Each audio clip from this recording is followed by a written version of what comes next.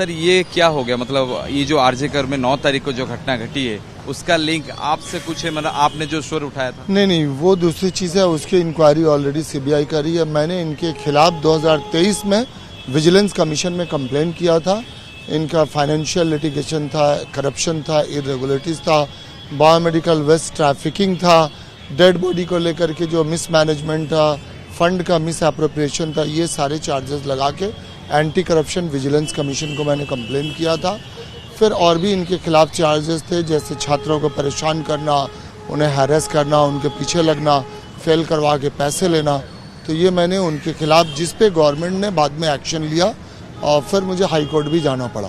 संदीप घोष और आरजेकर में सब कुछ ठीक चल रहा था? नहीं, वो जब से आए उसके पहले आरजीकर मेडिकल कॉलेज बहुत अच्छा चल रहा था। जनवरी 2021 में संदीप घोष ने चार्ज लिया। चार्ज लेते ही 1 साल पुराना मेडिकल कॉलेज का नाम उन्होंने ख़राब कर दिया। वो अपने मतलब के लिए करप्शन शुरू कर दिया, स्टूडेंट को परेशान करना, स्टूडेंट को हैरेस करना। डायरेक्टली ये सब करते थे खुद? बिल्कुल करते थे। स्टूडेंट लोगों ने उनके खिलाफ आंदोलन किया था। ये आंदोलन 1 महीने से ऊपर चला था। स्टूडेंट इतना गुस्सा हो गए थे कि उन्होंने इनको मारने के लिए भी दौड़ाया था। ये अक्टूबर 2022 की बात है। उन्हें मारने के लिए दौड़ाया था, 3 किलोमीटर तक उनको चेस किया था, पुलिस ने उनका रेस्क्यू किया था। इनका ट्रांसफर हो जा रहा है अख्तर जी, फिर वो वापस री इंसिस्ट कैसे हो रहे हैं? देखिए, उनका 2 बार ट्रांसफर हुआ। ये एक नेक्सस चलाते हैं, इनके साथ और भी कुछ लोग जुड़े हुए हैं, वो इनको सपोर्ट करते हैं। ये मेरे लिए अभी बोलना इसलिए मुश्किल है कि इसके इंक्वायरी कर रही है, सीबीआई कर रही है, तो जुड़े हुए हैं। उनका अब पर्दाफाश का वक्त आ गया है, क्योंकि देश को बचाना इन जैसे लोगों से, देश के छात्र को बचाना इन जैसे लोगों से।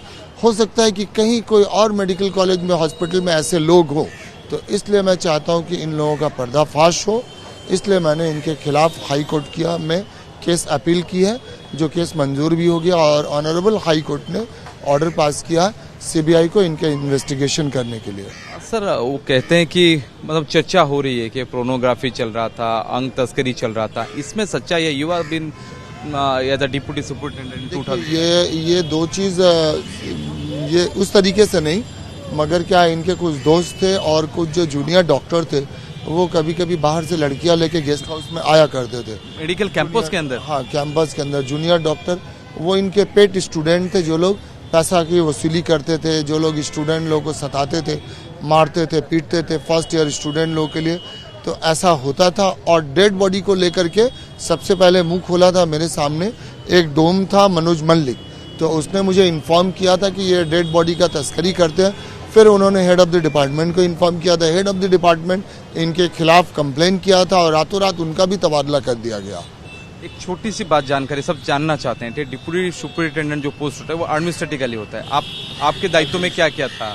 जी, मेरे काफ़ी सारे दायित्व थे। Deputy superintendent day to day administration देखना, ये हम लोग का एम्बुलेटरी सर्विस देखना, डाइट देखना, स्कैवेंजिंग देखना, सिक्योरिटी देखना, पेशेंट का ग्रीवेंस, पेशेंट का कंप्लेन ये करना।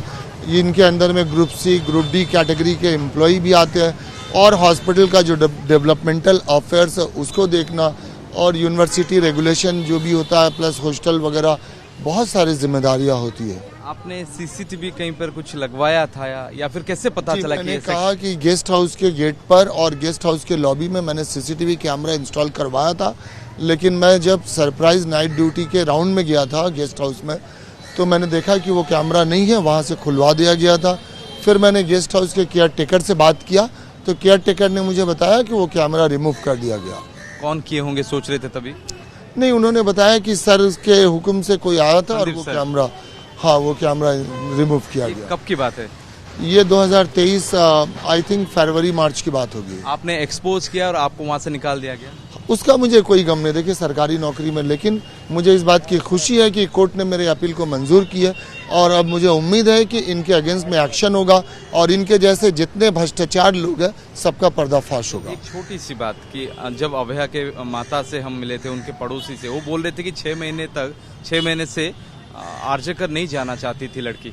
देखिए, आरजीकर में मैंने बताया ना कि इनके अंदर में 10-12 लड़कों का, बच्चों का एक ग्रुप है जो बच्चों पे जुल्म करते हैं, सताते हैं, परेशान करते हैं, मारते पीटते हैं, और जो बच्चा इनके खिलाफ बोलते हैं उनको फेल करवा दिया जाता है, उनको आपको पता होगा एक एंटी रैगिंग कमेटी होती है, जेंडर हैरेसमेंट कमेटी होती है।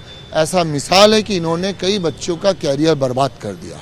ये पैसे के लिए हो रहा था, सेक्स स्कैंडल के लिए हो रहा था, ये नहीं, ऑब्वियसली वो करप्टेड थे, पैसे के लिए हो रहा था, पैसे के लिए। और वो इसके साथ काफ़ी सारे मैंने ऐसी बातें बताई है, जैसे बायोमेडिकल वेस्ट का लेके जिसका तस्करी होता था, बांग्लादेश में चैनलाइज करके इसको रिसाइकिल किया जाता था।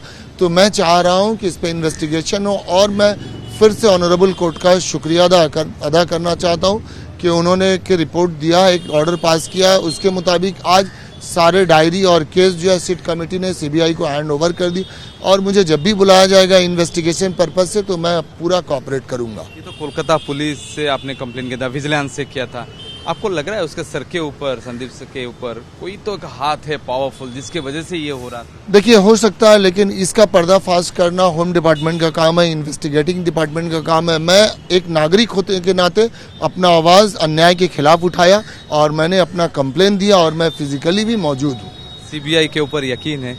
मुझे देश के हर इन्वेस्टिगेशन अथॉरिटी के ऊपर यकीन है, मुझे होम डिपार्टमेंट पे भी यकीन है, मुझे सीबीआई के ऊपर भी यकीन है, मुझे यहाँ की सरकार के ऊपर भी यकीन है। लास्ट क्वेश्चन, अभय से आप कभी मिले थे 2023 में? नहीं, मैं कभी नहीं मिला था, क्योंकि मैं 2023 सितंबर में मैं आ गया था। तो अभी तो उनका नाम अभी ये आया, उस वक्त मैं उनसे कभी नहीं मिला। दर्द हुआ ये सुनने के बाद, इतना बड़ा कांड हो गया, आपके मेडिकल जॉब पे आप काम कर रहे थे? देखिए, मैं उम्मीद करता हूँ कि उनके जो भी दोषी हैं उनको जल्द से जल्द सज़ा मिले और उन्हें कैपिटल पनिशमेंट मिले, और इस तरह का घटना पूरे हिंदुस्तान में क्या पूरी दुनिया में कहीं नहीं हो। इसके लिए प्रशासन को चौकन्ना होना होगा, और प्रशासन को ये देखना होगा कि और लड़कियों की सेफ्टी सिक्योरिटी का खास ख्याल रखना होगा।